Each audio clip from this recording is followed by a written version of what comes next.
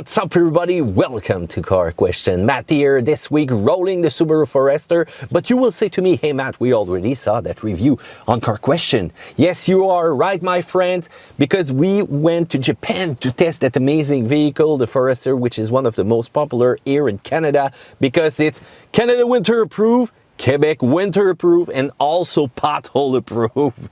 But hey, if you need a reminder, the Subaru Forester was completely redesigned for 2019. You've got a more powerful 2.5 liter 4-cylinder engine, and you've got the Subaru EyeSight safety system that, depending on the country that you're on, will come as standard.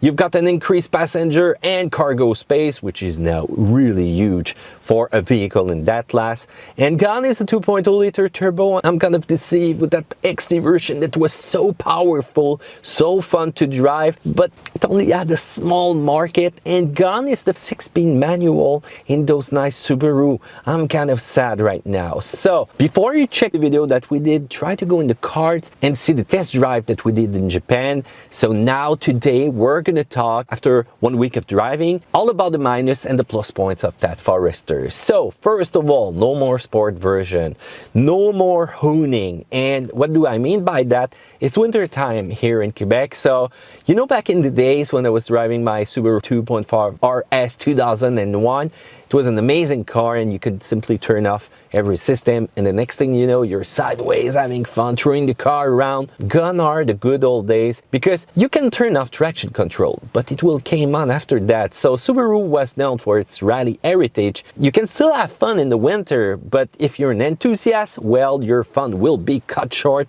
as soon as you will go over that speed. So today it's much more a vehicle for everybody, but the enthusiasts will remember the good old time. And another point is that you've got that SE drive mode, so you can press on I to be kind of smoother and S to be more reactive. But it doesn't change a lot. Please, when you put those kind of buttons right here on the steering wheel, make sure that they do something. Make sure that you can feel the difference in acceleration, in simulated gear shift, and in the driving feeling that you will give to the driver. And by the way, when you're flooring it, the engine sound is not that great. Same thing also for the engine power. It's kind of short. It doesn't feel like I have all those horsepower. So X Mode 2.0 is a cool system, but we need full lock. We not only need one position, not two, that only turns off the traction control to send it. We really need something that will put the Forester in real hard off-road rocky mode. I know I'm asking a lot, but you know, I'm an enthusiast, so why not? So with that mode, full lock, as soon as there's a wheel spinning, there you go, you lock it, but also with the CVT to figure a ratio that will give you an amazing crawling force. And that's the idea I gave to the engineer back there in Japan. I hope they will listen to me. Also, when you're going to be driving with that Subaru, if you like sporty driving and step often on the brake, the next thing you will notice is brake fading, brake overheating. And if you accelerate and you put the cruise control on, the cruise control will sometimes use the brake. You're gonna say, what's that sound? But actually it's gonna be the cruise control slowing you down and applying the front brake. And if they're overheating, you will hear the noise. So remember, bigger brakes with the sport model and knobs, but if you go for the lower version, you've got a small brake. And if you're gonna tow with that, well, I might say to you, good luck, because often your trailer are too big for what your vehicle can do. Also, I had to be picky to find more point, but the lighting, the LED lighting that I've got on the vehicle, if you put it on low beam, it's too low. And if you put it on high beam, boom, you see everything. So when you're rolling at night, either you see everything, but the next thing you know, you don't see nothing because you're back on low beam. So I think I would raise the headlight a little bit to make sure that I get the maximum out of it. On the plus side though, visibility, the seating position, even if my seat base is kind of too short, you've got the big wipers up front, all windows all around, and when I look, I'm able to make sure that there's no vehicle in my blind spot. You've got also a big rear window, big rear wiper, as you can see in the back, and that's perfect because often sport utility vehicle crossover, you don't see nothing when you're looking in the mirror.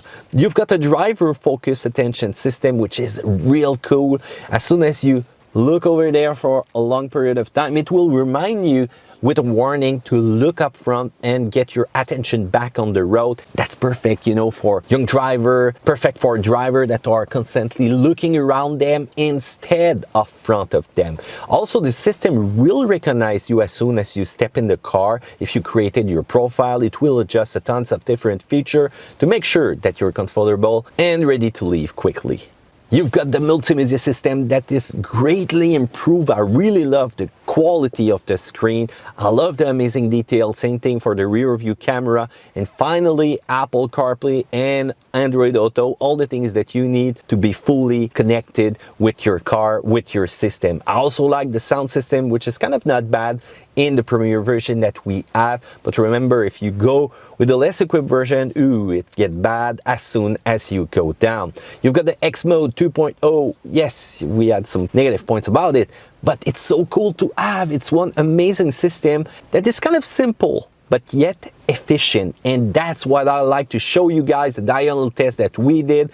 Look at the difference without X Mode, with X Mode. And by the way, X Mode 2.0 only removed the traction control, so I could have done that myself with a button right there on the side, but it's cool to have, and it's one of the most capable off-road vehicle, and that's another strong point for the Forester. You've got that smooth suspension over bumps, over potholes, you know.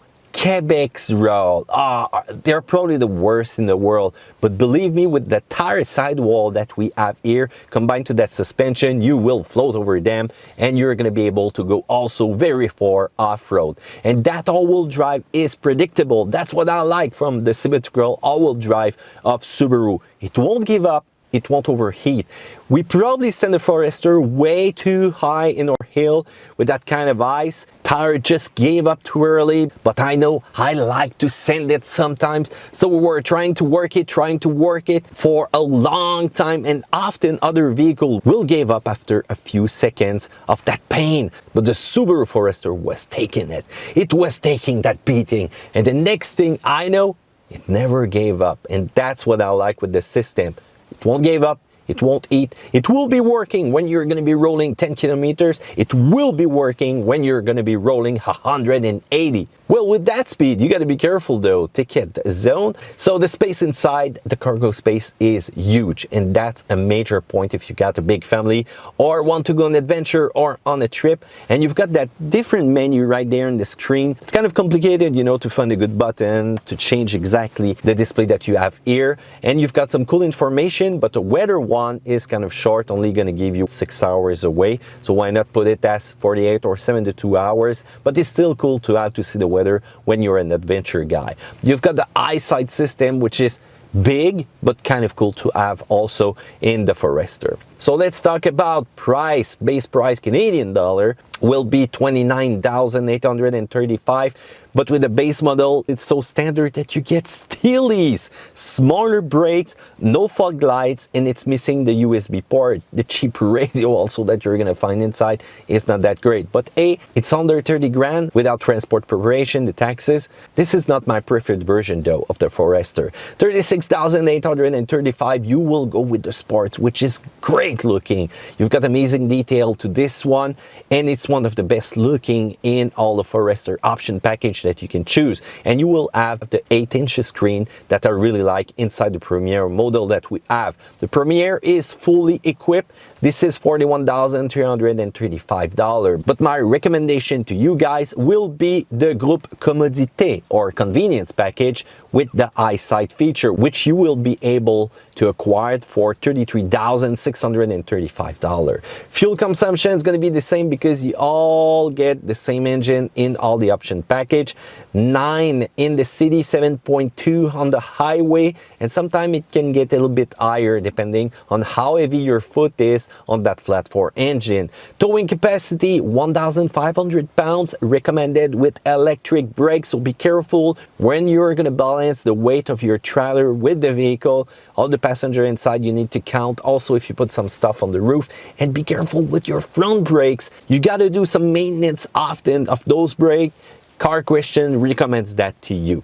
So let's talk about the competition, and there is a lot of there. This is one of the biggest car segment that you will find. The Mazda CX-5 is probably perfect for you if you like to drive in a sporty manner. The Subaru Forester is much more an off-road and adventure vehicle compared to the CX-5, which is going to be much more sporty, but also with that turbo engine, really reactive, good torque power. But look at the styling of the CX-5, it's much more refined inside. But look at those wheels, it's really big, so when you're going to be in winter, if you've got a lot of potholes ahead, Quebec City Road, not approved for this one. Go with a smaller diameter because you will get beaten around. Your Cairo will like you, but not your back. The Toyota RAV4 is impressive for fuel economy.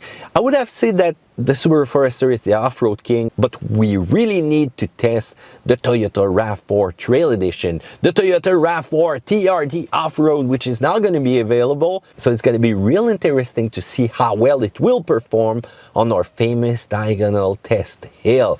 So Toyota is also known for great reliability, and I love the style of the redesigned RAV4, which is really pleasant to the eye. You've got much more that truck attitude rather than the previous version, which was some kind of Picasso rather than a good painting. So will it be capable off-road? I don't know, but the Forester is one strong contender. And by the way, this one is all-wheel drive standard, the RAV4 is not. So we're gonna have to see that. But where the RAV4 shine is with the hybrid version that you can get for $1,400 more. And it's gonna be more sportier, so that's a great dead match. But if you like fuel efficiency, you might want to go with the RAV4.